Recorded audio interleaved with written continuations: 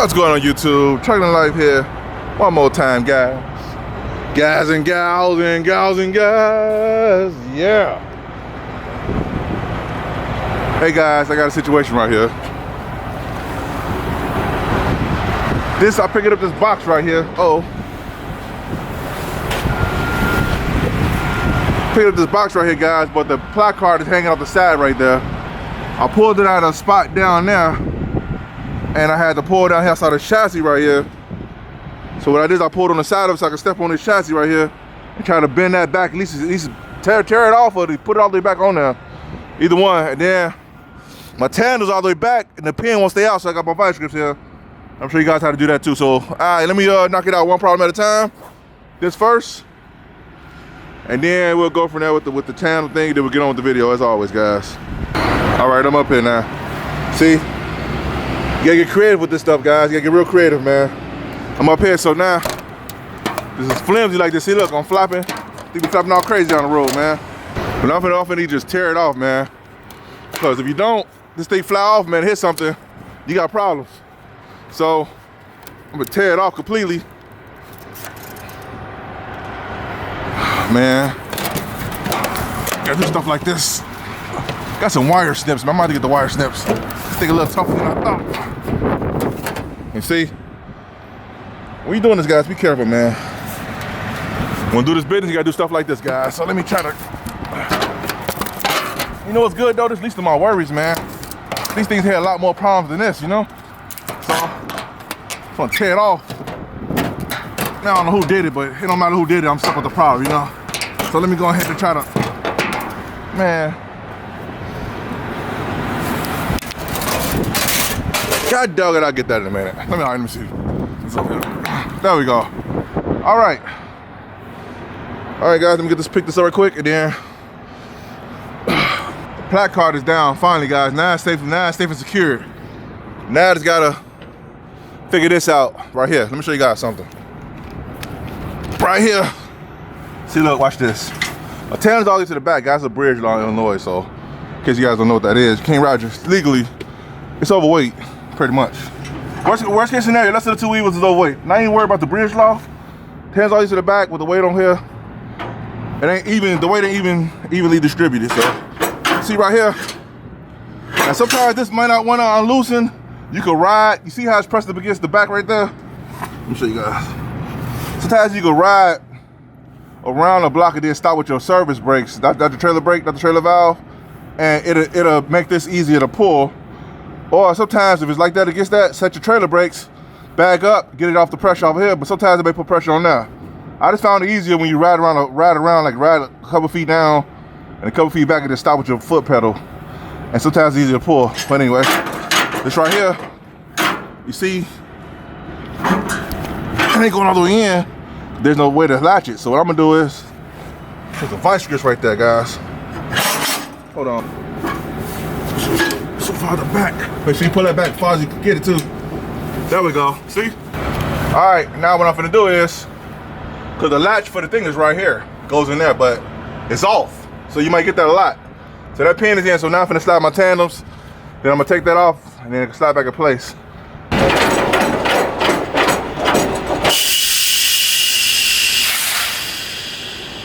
All right, guys, so now I slid it. So it's 1, 2, 3, 4, 5, 6, 7, 8. Skip, I'm going to the 7, guys. I want to go to the 8. So what I'm gonna do is take this off like that, and it should lock when I pull back, guys. See, no vice grips off of that, so there's nothing holding this out, so it should pop right in with the spring already set. So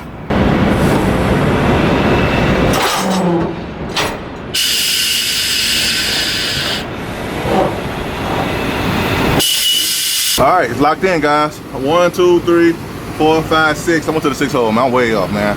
Should went to the 8, but it's all right, go. I can make this happen, you know what I'm talking about? But anyway, if you don't know the weights, anyway, guys, I ain't going down the rabbit hole.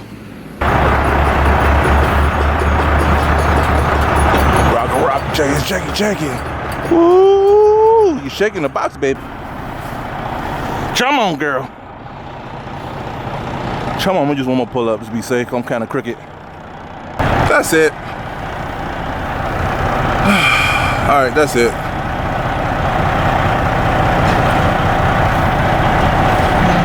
Okay. So all right, YouTube. All right, guys. Now I finally can get on with the video. Now the purpose of today's video, guys, is you guys already know the aesthetics I got to add to the video in case you guys want to come for that and they get out. But lease agreements on being an owner operator, guys. Now my take may be controversial, but I'm telling you what I've experienced. When I was leasing the truck, I still consider myself an owner operator. Let me explain this. You got two ways. You got a leasing the truck, and then you got leasing on to a company. Anyway, I was leasing the truck through the company. I was leased on to the same company. But the way my lease was set up was I could walk away with the lease. Like some leases set up is you got to stay with that company. And some leases you don't. You could actually move around and go somewhere else, take the truck with you, but your payments will go higher like mine was. That ain't the purpose. I thought I'd mention that because I think people get confused with, like I was just confused and I'm living it, so I'm trying to figure out, anyway. Leasing a truck, guys, what's my take on it? This is my take on leasing a truck. Not just because I leased the truck, but just regular know-how, man, of this business, guys. I already said I'm getting unloaded over here, so I got a minute to shoot this video. Leasing a truck, you have to make sure that when you get into a lease, guys, you gotta understand where you want to go, how you want to do it. Now, I'm not saying go lease a truck. I'm not saying don't lease a truck. I'm just giving you my perspective because I see a lot of stuff floating around out here talking about, oh, lease drivers, they suck. Lease drivers are weak. They don't understand business and ooh, blah, blah, blah, blah, blah, blah, blah. The nuts and bolts of this whole thing is, guys, whether you got to lease a truck, I ain't finna get into the payment amount, this much a week and versus paying this much a month. I'm not gonna get into that. I'm just looking at the bare bones of the thing. You get a truck, you leasing a truck either because your money was funny and they had a walk into lease real easy, but you overpaying on one end or the other, or you don't want to make the full commitment to buying a truck, so you'll lease a truck to kind of see how it feels. If you want something you want to do before you go buy a truck right out, and now you gotta pay a monthly note. So it's different ways of how you want to get into this business of leasing a truck. If you lease a truck, I just want to make sure that this is kind of clear, man, because like I said, I see it floating around out here, guys, that people saying different things than the other. And I ain't saying it's right or wrong. I'm just saying, at the end of the day, you got your goal you want to get to, you got your plan, and you got to get from here to here. However you get there, it don't matter, as long as you get there and it works for you. So, if you want to lease a truck, lease the truck. Get a walkaway lease. I prefer to get a walkaway lease. That way you kind of get your feet wet probably for a year or two. And what some guys do is, instead of going out getting fully committed with a truck, going to buy their own truck right off the bat, they go through a lease, figure out if they like it or not, because it's some games that come along with leasing agreements. Like when you leased on to a company and you're leasing the truck through the company, yeah, you may think that, okay, they're gonna feed my truck because I got a lease truck. Again, that's subject. It depends on who you with, what kind of work you're doing. You still got the favorite fives in there. You got all that stuff in there. So it may not pan out that way. That was my thinking when I got the truck. Well, I'm leasing the truck through them so they won't make the payment. I've seen it where they gonna run you so much just to make enough to make the payment, but you don't have enough for you to survive off of. You know, I've seen it where they run you and so on and so on. I ain't finna go through all that in this video. But it depends. It don't matter what they doing or how they doing it. You gotta figure out what works for you. What some guys do is they get into a lease it for like a couple months, probably a year. They save their money. Now, mind you, I've seen this over and over again where guys get into a lease, save their money, turn the truck back in, and go buy them a truck. I've seen that too. So, like I'm saying, that I can't sit here and say there's no right or wrong way to do it. Your goal is here. You want to get there, so use this, whatever vehicle you need to get there, to get there. I look at leasing like this. Let's say you're a guy or a woman that likes traveling a lot, right? You want to buy one house in one city because you travel a lot. So you'll say, well, I'm going to lease me an apartment, well, I'm going to rent an apartment, well, I'm going to lease me a house, or I'm going to rent a house. I don't know if you can lease a house. You probably could. I think you could. It's like a leasing an apartment, right? Yeah, I get it. Anyway, so you want to lease it because why?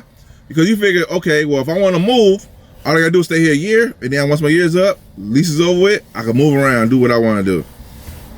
Versus when you buy a house, now you got to sell it, or you buy a building which got apartments in it, now you got to either sell it or rent it out, and so on and so on. Same thing with the trucking thing. You can do a walkaway lease, get in with a lease, get in, run your bag up, get you a new truck. Hopefully no breakdowns happen, because breakdowns happen to new trucks too. And that balloon payment, the balloon payment at the end of the lease, you don't have to worry about that because you don't want to do the whole lease. You want to do it for a year, run your bag up, and get on to your next move. So what I'm saying here, guys and gals, yeah, is I don't say it's a right or wrong, man. And if you out here running this truck and you out here make sure the fuel is in there, make sure the truck don't break down, even if it is under warranty, to make sure you get to the shop to get the warranty people to fix it, you are technically an owner-operator, or we call it independent contractors. You just leasing a truck. It's equivalent to me as if you buy a truck out of a dealership, you are technically leasing the truck. Because until you pay that truck off cash, it's not your truck. Let you miss a couple of payments, they come in and get their truck back. They let you know that this is not your truck. So whether you buy cash at a dealership or whether you buy it through a lease, you're still an independent contractor. You still gotta make sure that note is paid and that that truck is running and fuel is in that thing to get up the road. So I just want to put this out here, guys. Like I say, man, I don't know if my little 2 cents will make a difference, but I've been out here a while, man, and I've seen it, and I hear guys talking greasy, man. They're talking real greasy about there's no right or wrong. The name of this game is get in where you fit in, make it work for you, and get on to the next move, whatever that is. If you want to use a boat to get there, cool. If you want to use a car to get there, cool. As long as you get there, that's the end of the day, man. At the end of the day, that's what it's about, guys.